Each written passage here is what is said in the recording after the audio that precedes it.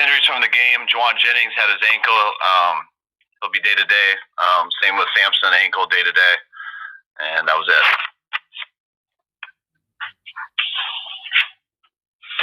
Kyle, any challenges as you approach this week, not knowing who you play until tonight?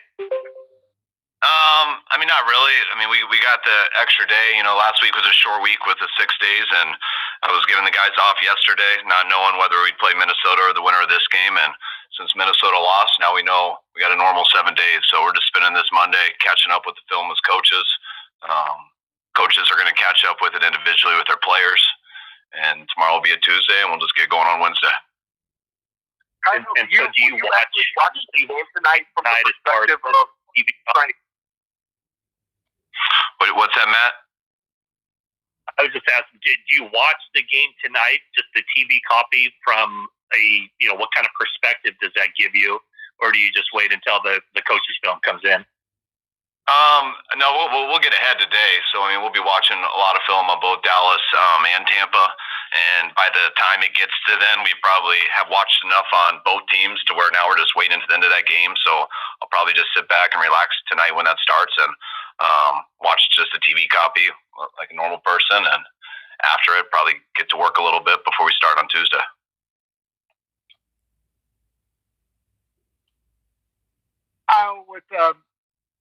Obviously, the way Brock played in the regular season, it was a really high bar. So bearing that in mind, probably his first half against the Seahawks may have been his, if you want to say worst. And I know there's never any one thing that you could point to, but was there a theme or some things that were going on with some of his misses in the first two quarters? Yeah, there was a couple open guys that he just missed, and so I know when that happens, it sticks out as not playing well because they're plays that he should have made. But all the other plays he did play well. So when you just have a couple misses, you really don't want to panic. Brock's an accurate thrower. He's been doing that all year and playing well. He missed a few, and I don't think there's really much of an explanation for it. Just we had to settle down a little bit and give him a few more opportunities, and he got those in the second half and was pretty lethal with them. Kyle, I saw that D'Amico has, I think, 4 meetings with teams this week. I know you've been through a similar process in the past, but how much is going to be on his plate, and how do you kind of advise your staff members to allot their time in such a busy week with job opportunities as well? I think my advice is you gotta set that aside and to specific times that you are going to deal with it. It was very easy for me because at that time when we had the 2 seed, we had a bye week. So I was able to set aside, we got 3 days off just in the building, and I was able to set aside 2 days only for those interviews. So I knocked them all out then, and everything after that there wasn't anything after that. I completely shut it off and went right back to the playoffs. And the difference for D'Amico, it'll be similar to what McDaniel had to go through last year. We don't have that bye week, but I think he has a couple times set aside for Thursday and Friday, which he'll do 2 interviews, I believe, those 2 days. Which teams are they with? With Denver and Houston. And then I think he'll plan on the other ones after. So Friday afternoons, we get some time off, so that shouldn't cut into anything. And usually on Thursdays, we finish a little bit earlier than we do on the other nights in the week, so he has a chance to do that Thursday night. So when you just set the time aside for that, and it's a lot for D'Amico kind of to prepare for, but I think he is prepared for it. And when you're done with those, you go right back to the most important thing at hand, and that's us finding a way to win this Sunday. To your knowledge, it's all 5 teams that have openings right now this week? I think 4 have. I think 4 have put in requests. I think he's got 2 interviews set up, and I'm sure he'll get those other 2 set up at some other time in the near future.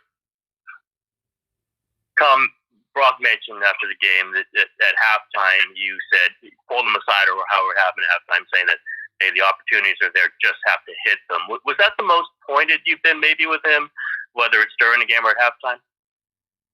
I think I'm pretty consistent with him. I think Brock, when you go, Brock has an idea. When Brock sees the tape, he's always so honest with himself, and I think we see it very similar. And I think he trusts that we see stuff when he isn't seeing it. And I think he also knew that. And so, I think when you go in the first half and you're averaging 8.5 yards a play and you've scored on all your 3 possessions, you just came up short in the red zone on 2. I don't think there is much of a panic. I think everyone's like, holy cow, we're getting after these guys. We got to start scoring touchdowns because we've missed 2 opportunities. We've only had the ball 3 times. Let's figure out how to finish these. And so I don't think there was much. It wasn't that big of a deal at halftime. It was that first half almost went as good as it could. But if we don't finish some of these big plays and we just keep getting field goals, then you're going to have to be dependent on them not scoring the rest of the game to try to win. And we don't want to have to be dependent on that. So I think coming out in the first drive of the third quarter, slowing things down a little bit and just going on a good drive that ended with 7, I think that was a huge deal for us. And then it kind of took off from there. Hey, Kyle, how did Charvarius Ward respond after that first half, and how's that going to fuel him this week? I think it'll fuel him a lot. He played as good as he could versus DK in that first game, and it's hard to do that again. DK is as good of a receiver as there is in this league. He is a problem to stop, and I like that Moody didn't stop. He didn't shy away from it once he got beat on that deep ball. He was playing the back shoulder pretty well, and DK did a hell of a job slowing down and looking back, and he got him. Mooney thought it was going to be a back shoulder, and he took his eyes off it to stop that, and then DK slipped down the sidelines on the go route, but that's going to happen with a good player like that. You hope it doesn't happen too often, and Mooney's done a hell of a job of that all year, and I know he'll come back and continue to do that this week. Kyle, you've been using knowing how hard Brock is. Go ahead. Kyle, you've been using Juwan Jennings more as a deep threat these past couple weeks. Is that more of a tendency breaker? And then as far as him being a receiver down the field, what gives you confidence that he can make those plays? What makes him a good deep receiver? He got those deep opportunities because of what he does in the run game. The way Juwan goes after people blocking is the reason people react to try to not get hit by him and go up and stop runs. And if you saw what he did to them in the last game on those looks, that's why he got the pass plays off of it. He was really open because he blocked so well, and that's what he did good a job of. Thought that ball wouldn't be as quite far down the field, where it got close to Diggs, but that's where Brock put it, and it ended up being a perfect spot because Juwan went and got it. And Juwan will do anything you ask him to do, and he's a really good player. Kyle, knowing how hard Brock is on himself, when you go back and watch and you see the emotion that he had after that touchdown to Elijah and some of the high stepping, is it fun to just watch him also have fun out there? Yes, it's Brock knows the situation that he's in. He knows how big of a deal it is, but he also isn't going to make it more than that. Brock loves playing football. He looks that way every time he's out on the field, whether it's us watching him in college or him in practice. He's got a competitiveness to him that you can see it in his body language because he is extremely competitive and also has a true love for the game, and that comes out when you're successful out there. And some guys show it a little bit more than others, but I think our guys feed off of it too. What's the process for deciding when to squid kick? Are you involved, and what did you think of the one on Saturday? Yes, I am involved. I didn't like it. The process is when you squib kick it, is to run out more time on the clock. Because when you get a touchback and stuff, no time gets taken off. But there's always a risk that they're going to stop it better than you anticipated. And they did that, so it ended up being a real bad decision, I thought. Much rather have kicked it off and just got a touchback and let them play with 13 seconds a little farther back. Because when we did that, I think they ended up getting at the 35, and they just need one mistake by us or one big play by them, and they're in field goal range. And we made the mistake by getting that personal foul.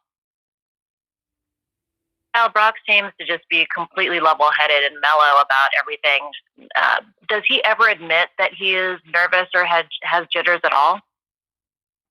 Yeah, I think so. I think when people admit that, it sometimes can come out to say it the wrong way. Having nerves and jitters isn't about being nervous or not confident or scared. It's, man, we are amped up for this stuff, just like the fans are, just like everybody is. It is a big deal. It is a violent game, and you go out there and we're all revved up and on one. And sometimes when it's like that, you might miss a throw, you might make a bad play call. Some guys jump off sides. I mean, all that stuff happens. So that's just part of the game, and learning how to play stuff at a high level with such intensity, but still not make mistakes. And I do think that's all part of the game. But yeah, Brock will say, yeah, I'm revved up right now, and it's not about being nervous or anxious. It's just about that's what the situation is, and that's why it's hard for a lot of people. That's why a lot of people can be 80% on free throws, but then when they get into a real NBA game, they can't hit anything. So that's why some kickers are awesome in practice, and then you get into those games, and it's just different. So that happens with everybody, and the quarterback who's got to take all these hits and sit in the pocket, keep his eyes down the field.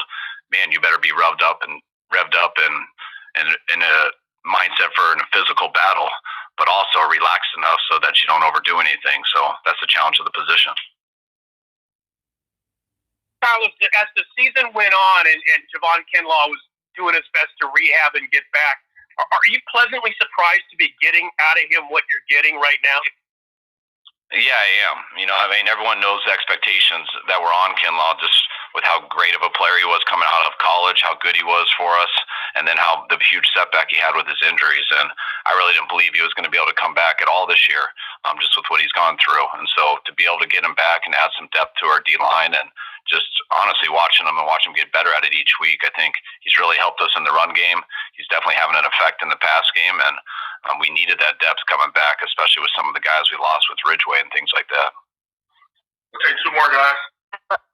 After the game,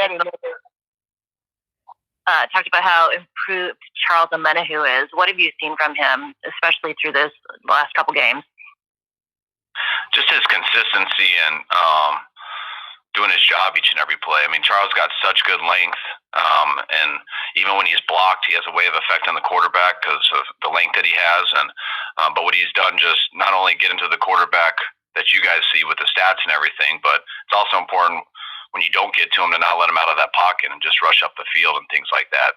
And I think he's done a real good job of that here in these last couple of games, of still being able to affect the quarterback, and not just always just trying to rush past the quarterback, because he's condensed that pocket, he's affected him, and he had a huge game for us on Saturday, and I know he can keep getting better too. So pumped to have him here on our team, and I'm excited to see how this finishes up for him the rest of the year.